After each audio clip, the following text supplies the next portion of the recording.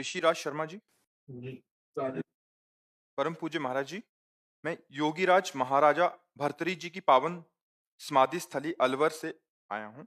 आपके चरणों में सादर प्रणाम। महाराज जी, आपके दर्शन की अभिलाषा बहुत दिनों से थी। महाराज जी, आज का दिन अविस्मरणीय रहेगा जब आपके दर्शन एवं सानिध्य प्राप्त होगा। महाराज जी, मन में अनेक जिज्ञासाएं नित्य जन्म लेती रहती हैं। हर बार सोचता था कि यदि प्रभु कृपा से आपका एक बार सानिध्य मिलेगा तो ये पूछूंगा, वो पूछूंगा इत्यादि। किंतु आज जब वो ये सुअवसर आया है तो जैसे सभी प्रश्न और जिज्ञासाएं विस्मृत सी हो गई हैं और मैं बिल्कुल शून्य मन मस्तिष्क का अनुभव कर रहा हूँ। पूछना तो बहुत कुछ चाहता था, किंतु अभी दिमाग में एक ही बात चल रही है कि हनुमान जी महाराज और सीताराम जी महाराज का प्रत्यक्ष दर्शन किस प्रकार जल्दी से हो सकता है और ऐसी क्या युक्ति है कि एक बार दर्शन हो जाने के बाद प्रभु सदा सर्वदा हमारे आंखों के सामने ही नहीं, रहे। उसमें युक्ति की जरूरत नहीं होती। एक बार साक्षात्कार के बाद स्थिति यही रहती है। एक बार साक्षात्कार जिसको भगवान का हो जाता है तो उसका मन राम में, बुद्धि राम में, चित्त राम में, अहम राम में हो जाता है। यही साक्षात्कार का स्वरूप होता है। पर इसके लिए निरंतरता चाहिए।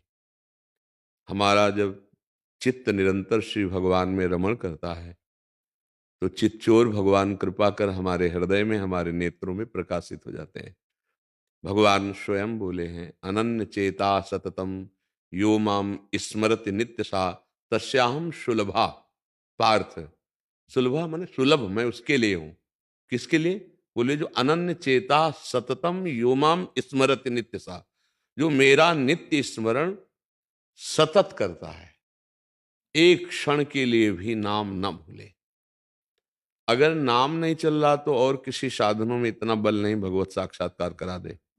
गोस्वामी तुलसीदास जी कहते हैं, राम राम राम जी जो लो तू न जपी है, तौलो तू कहूँ जाए, तिहूँ ताप तपी है।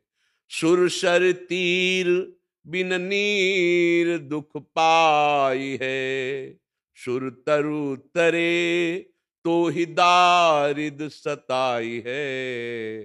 जागत बागत सपन्यों न सुख सोई है, जुग जुग जन्म जन्म जग रोई है। छूटी वे के जतन विशेष बांधे जाए गो, हुए है विश्व भोजन जो सुधा सानी खाए गो। राम राम राम जी जो लो तू न जपी है, तौलो तू कहूँ जाए, तिहूँ ताप तपी है। गोस्वामी जी का अनुभव है, जब तक निरंतर नाम नहीं जप करोगे तो कहीं भी चले जाओ, छूटने का जितना प्रयास करोगे उतना बंधते चले जाओगे। भगवान नाम जप भगवान का साक्षात्कार कराने वाला है। जैसे भगवान को मानो पतंग और नाम को मानो डोरी। अब नाम रूपी डोरी खींचते जाओ तो जितना खींचोगे उतना ही पतंग नजदीक आती जाएगी। और एकादश स्कंद भागवत में नवयोगेश्वरों ने वर्णन किया कि जैसे एक एक कवल खाने से क्षुधा निवृत्ति तुष्टि पुष्टि होती जाती है, ऐसे ही एक एक नाम जप से संसार से वैराग्य, स्वरूप का बोध और भगवत चरणारविंदों की प्रेम वृत्ति बढ़ती जाती है। पर जैसे बहुत दिनों का भूखा हो, दो चार कवल में आग ही लगेगी, समझ में नहीं आएगा। पर वो अपना काम कर रहा है, भूख मिटा रहा है, पर जब वो आधा पेट होगा तब उसे समझ में आएगा। ऐसे ही हम जैसे थोड़ा नाम जप कर लें तो और आग बढ़ती है। यद्यपि वो काम कर रहा है, पर समझ में तब आएगा जब 24 घंटे में कम से कम 12 घंटे भजन होने लगे, तब आपको स्वाद समझ में आएगा। और कहीं निरंतर भजन होने लगा तो भगवत साक्षात्कार हो जाएगा। भजन ही साधन है जिससे भगवान की प्राप्ति होती है।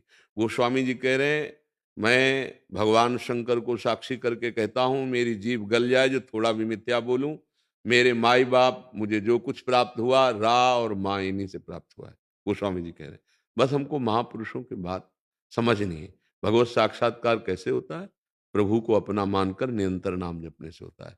बिगड़ी जन्म अनेक की अबहीं सुधरे आज, होई राम को नाम जप तुलसी तज कुसुमाद। गंदे आचरणों का त्याग करके नाम जप करते हुए भगवान से अपनापन वो कृपा करके हमारे नेत्रों में झलकने लगते हैं, हमारे हृदय में प्रकाशित हो जाते हैं।